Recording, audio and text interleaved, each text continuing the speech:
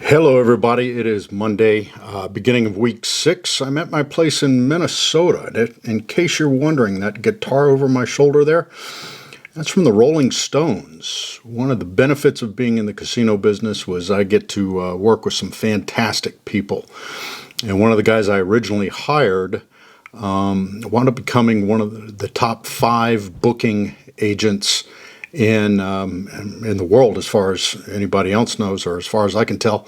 So he worked for me for about 25 years, directly for me for about 10 of those, and this was one of the contacts he introduced me to. So I got to spend some time and had them sign a guitar for me. So one of the perks of the business. Anyhow, let's go to a casino. I'm really not driving this fast, but here we go. Now we're going to Mystic Lake Casino. As you'll see, they have a couple of lanes dedicated to get to this place. They have actually 2 casinos, by the way. A smaller casino, which they started out with, and then they grew the casino. You'll see it coming up here in just a second. And they have 1, 2, 3 lanes dedicated to the casinos here. Their own little exit.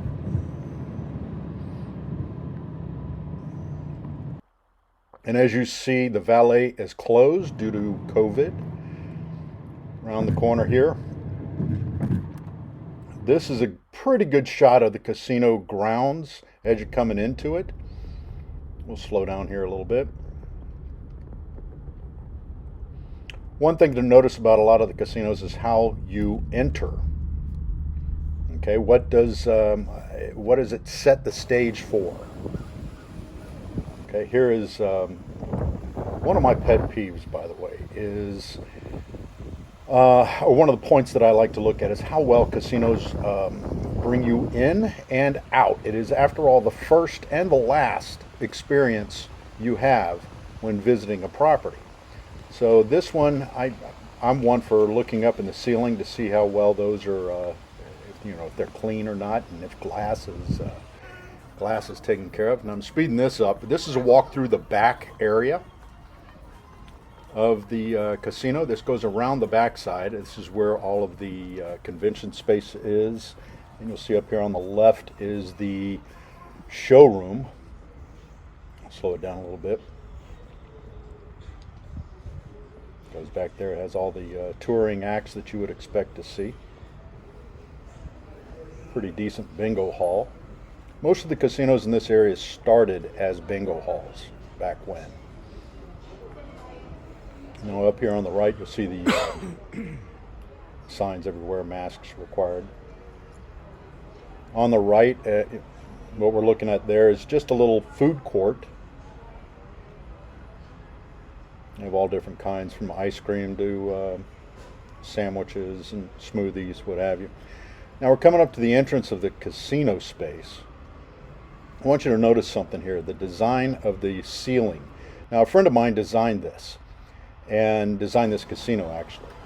And notice the difference in how the space is construed, or the space is designed, based not only on color, but light and ceiling height. So, I'm flying by a bunch of these. Speeding this up for you. You see all kinds of flat tops, slant tops. There's a bar in the center of it. Now, again, notice the ceiling heights and how all of this is taken into account. This is a little lounge area. Now, this is one of the pits.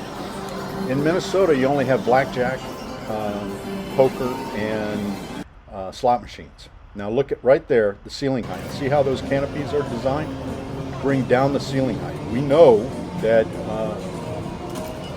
if you have a high ceiling around table games, your chances of having higher revenue are greatly diminished.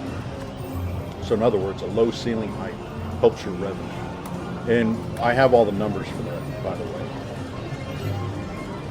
And the theory is, and it's proven, is that you're a little more intimate. Now look at this roulette area. This is a electronic version of roulette. You see the dividers there?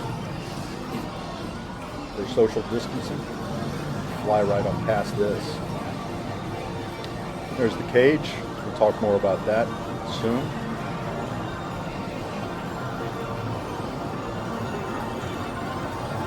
Meandering through. I want to say they have about 5,000 slot machines. I could be wrong on that. Off the back is the steakhouse.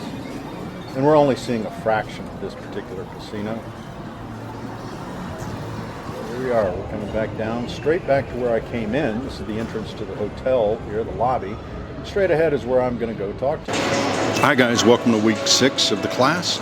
I am at Mystic Lake Casino on the tribal lands of the Metawakan Sioux. This is just south of the Twin Cities of Minneapolis and St. Paul. At one point, this was the 3rd most profitable tribal casino in North America, and I would assume in the world. And it sat behind the casinos that are in Connecticut right now. So right now I'm not sure where they sit, but thank you for joining us. Please practice safe social distancing by keeping 6 feet. There you go. There's an announcement about the safety and security.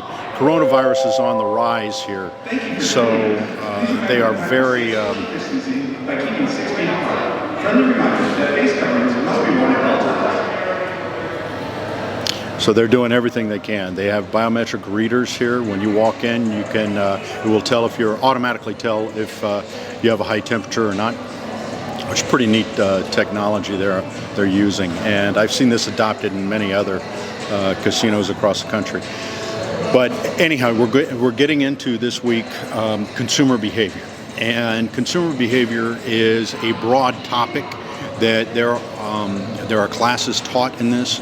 There are degrees you can get in consumer behavior, and it is applicable not only in the casino business but across other disciplines out there as well. So I want you to pay attention to this and look at it from a global perspective, and how it applies on decision making for purchases, okay, and behaviors. This is, again, just scratching the surface, but it is at its heart what we do to drive people to casinos, and while they're here, the same principles apply for driving them to particular gaming devices. So keep that in mind when you're looking at this. There are no textbooks for this. There's no chapter for this. I looked all over the place for a good summary, and there was nothing really that applied without getting too technical that applied to casinos per se.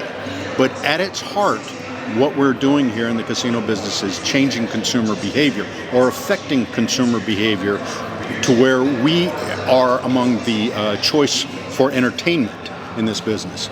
And to me, it's been a wonderful foundation for not only my career, but for a bunch of other people that I've worked with, that is consumer behavior. So again, I hope you enjoy it. This is, again, week 6, so let's hope you have a great week and enjoy the lessons. And as always, if you have any questions, please let me know. Thanks. We'll talk to you soon.